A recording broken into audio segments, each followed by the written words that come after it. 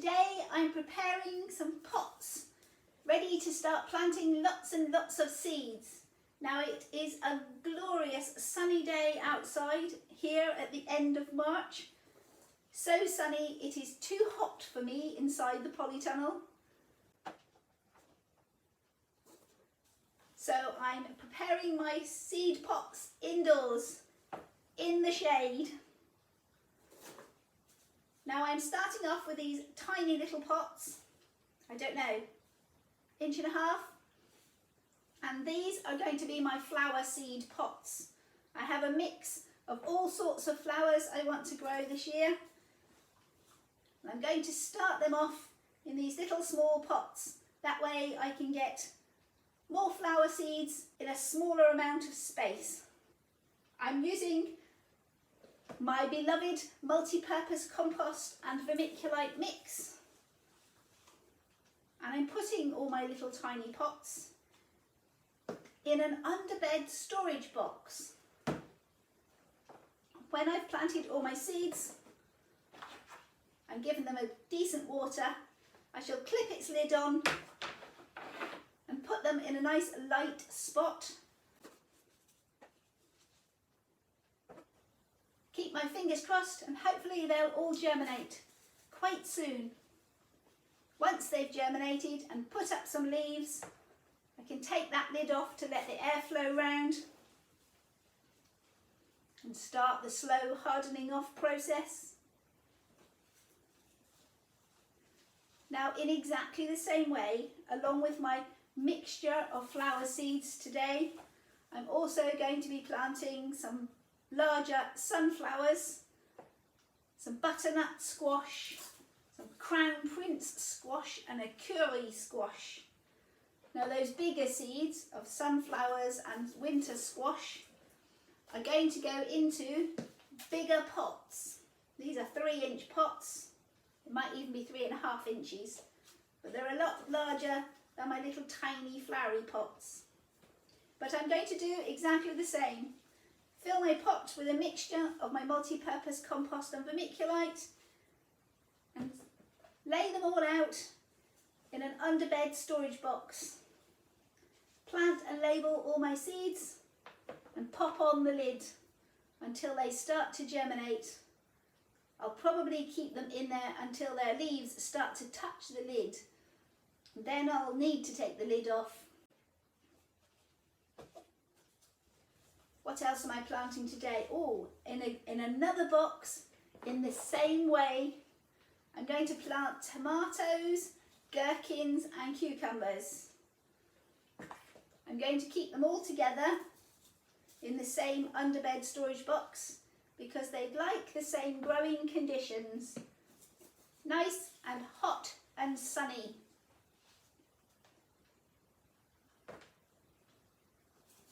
So before I actually plant my seeds, we can sit down and look through my seed packets and see which varieties I'm planning to sow. So I'll get this all prepared and ready.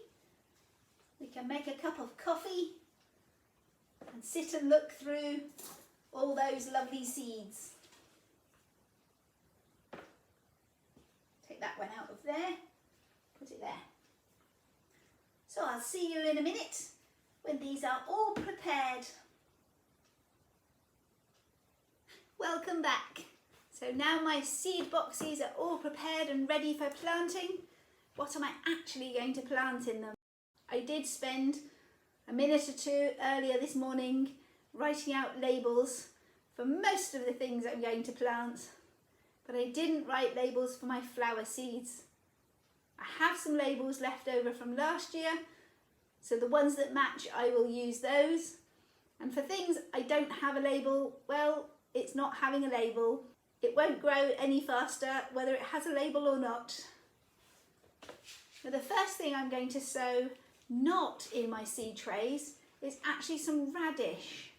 Now I don't usually bother growing radishes. They're a great first crop, especially for new gardeners, where a quick result gains great enthusiasm to keep them going. But I generally find radishes too spicy for my palate. And there's no point growing things that you don't actually eat. But this particular radish, pink lady, pink slipper, pink something, oh, pink lady slipper, is supposed to be quite mild. So these are going to go direct sown in the ground outside. We're pretty much past the risk of frost. So these can go straight in the garden. And hopefully in only a few weeks, we should be taking a harvest and I'll be able to find out if the flavour matches my delicate palate. And on to the flowers. Now I have lots and lots of flowers, lots of bits of seeds left from last year. I've got cornflowers, marigolds, gypsophilia, and lots of other wonderful things. So I won't go through all of them now. There's a clue of how many different things I've got. I have a whole fan of labels for all my different flowers, and these are from the flowers I planted last year. Some succeeded and some did not. But I have lots of seeds left because I only planted bits of the packet. You always get so many seeds and I didn't need all of them.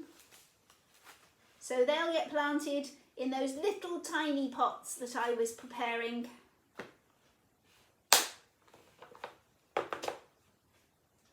Along with the flowers, oh, these are new. So I have a couple of new flowers this year that I'm going to try. I've got a calendula, snow princess, a pot marigold, Pacific beauty. These are new for me, so perhaps I'll write them a label.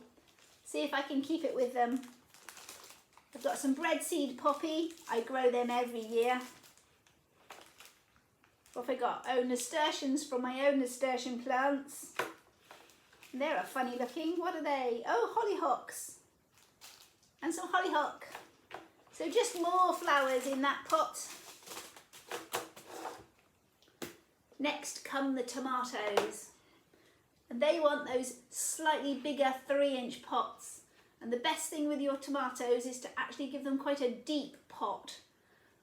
The small, deep flower pots are actually called long toms because they're long pots that are perfect for tomatoes.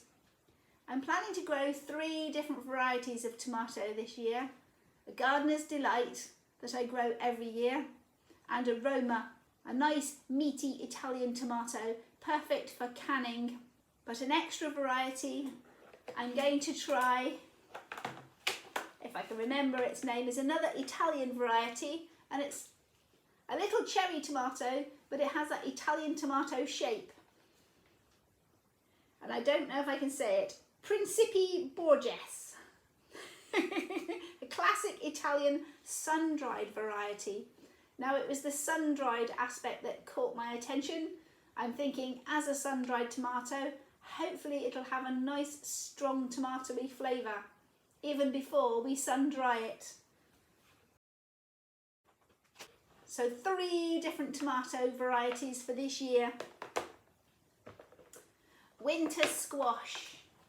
Now I'm limiting my winter squash this year. I have frequently grown lots of variety of squash because it does look very nice in a winter squash basket, all the different squashes piled up together. I've got curry squash. I know it's a real good flavoured squash, and it's a relatively small squash. So just perfect for 1 or 2 people at a time. And also because of the small size, I'm growing delicata. Now I do have a packet of bought seeds in here that I bought last year, and lots of seeds from my own delicata squash. So I'll plant a mixture of them both and see what we get.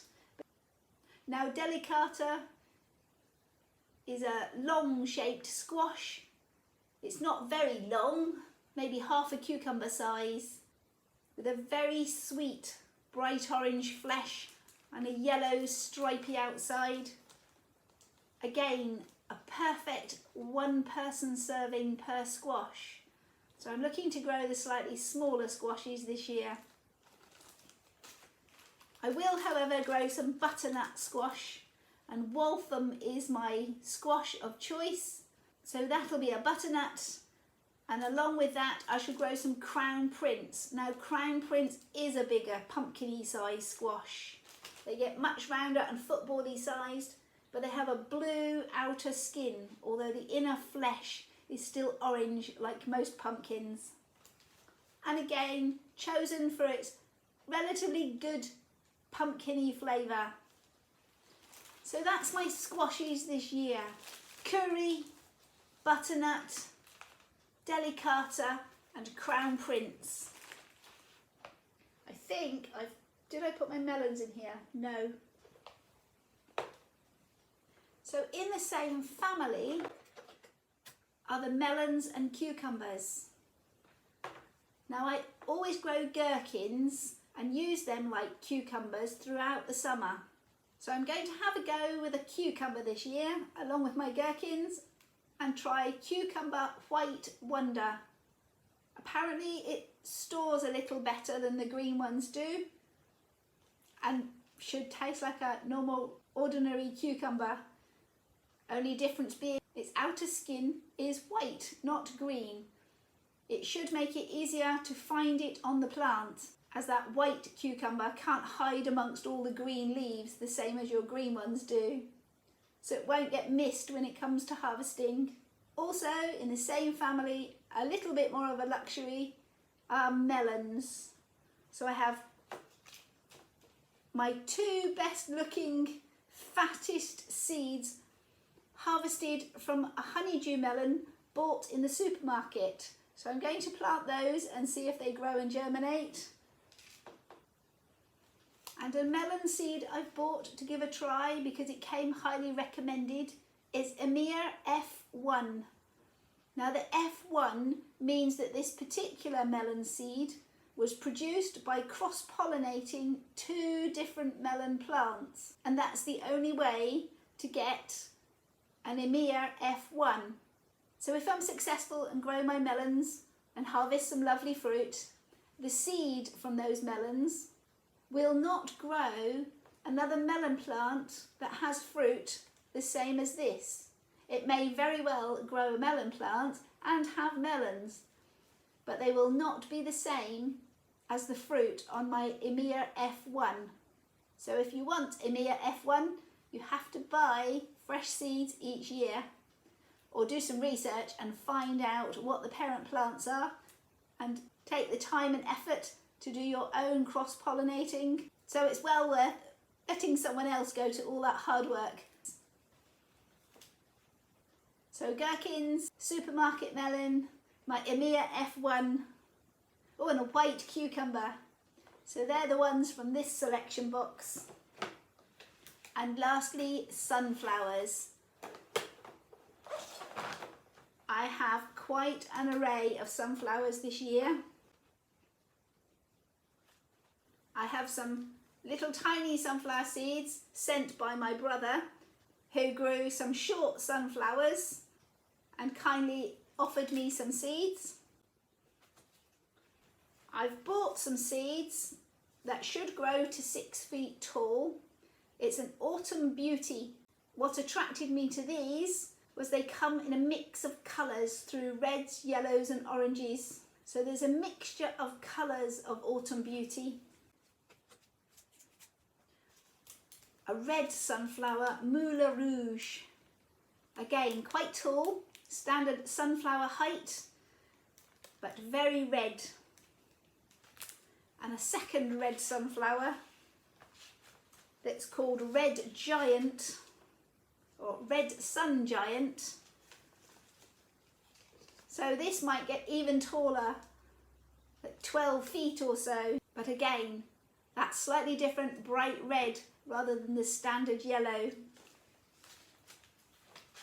I had the remains of a packet of old sunflower seeds, a sunflower giant, so your standard yellow, but it should make a big, tall sunflower with huge heads. And lastly, a mixture of seeds that have been harvested from my previous sunflowers. I have these funny little white seeds, so I don't know what sort of flower they're going to produce. A standard yellow sunflower, I think. I don't know why the seeds are still very white. Perhaps they're not ripe properly. Just interesting. See if their flower heads produce all white seeds. Some little short, fat, stumpy seeds. So yes, just generally lots of seeds from lots of sunflowers that I have grown in the past. So I'll grow a few of each and hopefully I'll get a nice selection of beautiful sunflowers. And that's it for seeds. So I need to go and get this lot sown or they'll never grow sitting in these little plastic boxes. The following day out in the polytunnel. The peas we started, I don't know, was it 2 weeks ago now? But I've moved them out of their underbed storage box and put them in this watering tray. They're ready to be planted into the soil at the polytunnel now. I just need to find the time to get round to that job. And that petunia that managed to make it over the winter is rewarding me with some extremely early flowers. Looking splendid. So we have the first signs of the dahlias, and this is Arabian Night showing itself above the soil. So I'm going to start watering all of them now because I expect everything else will be popping up in the next few days. Outside I managed to sneak up on this pheasant as he made his way down the side of the polytunnel.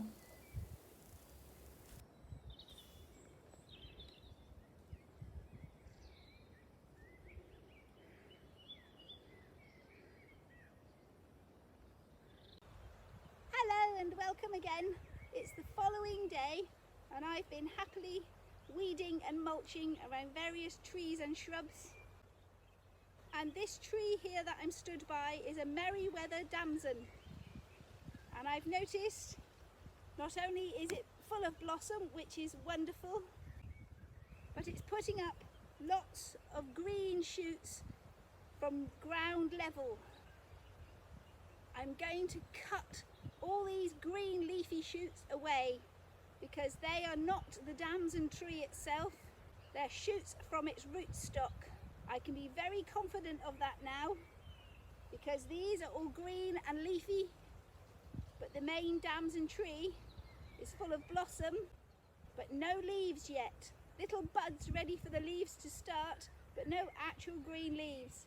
So the difference in the growth habit of the two identifies very clearly that these bottom green leaves are not the damson but its rootstock. So bringing you in for a closer look at the base of this tree. Where's my secateurs? I'll cut this branch out of the way so we can see even better because that's what I'm going to do anyway. There. So here is where I suspect the grafting joint is between the Merryweather Damson, the tree that I want to grow, and its original rootstock tree. And everything growing from below this point needs to be cut away, even that little green bit. All of these things, all of these green leafy bits are all coming from ground level, shooting up from the roots. And all of the tree from above this point has beautiful blossom on it and the beginnings of leafy buds, but no actual leaves.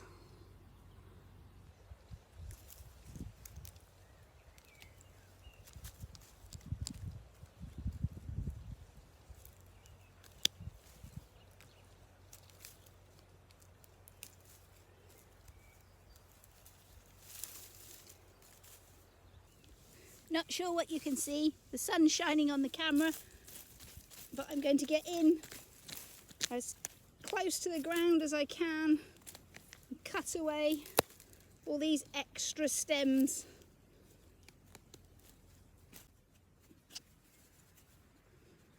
Let's take the tops off, get them out the way. Sorry, flicking it at you. Oh, open up my secateurs, that's better.